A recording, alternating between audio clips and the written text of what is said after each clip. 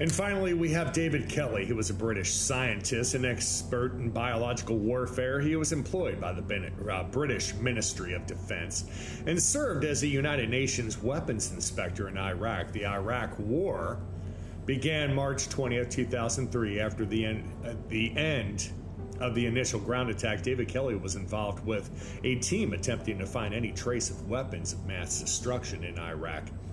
After analyzing photographs of two alleged mobile weapons laboratories in Iraq, Kelly was unhappy with the presented results. In response, he organized an interview with the Observer. It was on June 15, 2003 that the newspaper published the article using Kelly as a confidential source. It said that a British scientist and biological weapons expert who examined the trailers in Iraq said that they were not mobile germ warfare laboratories. You cannot use them for making biological weapons. They don't even look like them. They are exactly what the Iraqis said they were, facilities for the production of hydrogen gas to fill balloons. May 22, 2003, David Kelly met with Andrew Gilligan, a BBC journalist. A few weeks later, using information provided by Kelly, Gilligan published a series of articles about the British government's dossier on weapons of mass destruction in Iraq. He said that the government was sexed up the military capabilities of Iraq in order to bolster the arguments for going to war with the country.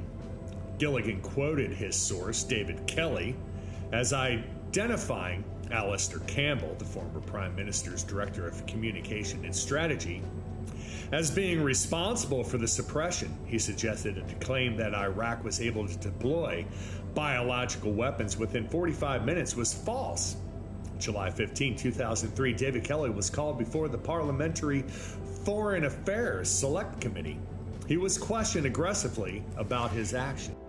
2 days later, on July 17th, David Kelly went missing near his home in Oxfordshire. His body was discovered in an area of woodlands known as the Harrowdown Hill, about a mile from his home. David Kelly had ingested up to 29 tablets for pain.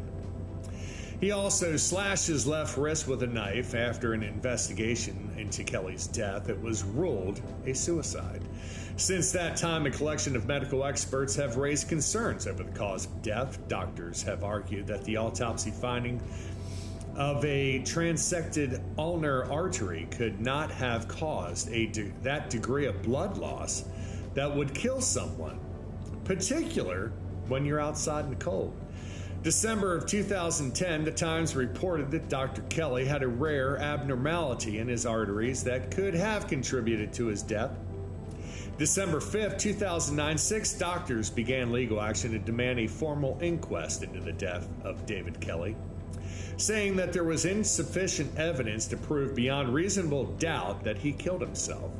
January of 2010, it was disclosed that Lord Hutton had requested that all files relating to the post-mortem remain secret for 70 years. Hutton explained that he had done so to protect David Kelly's wife and daughters from the distress of further media reports.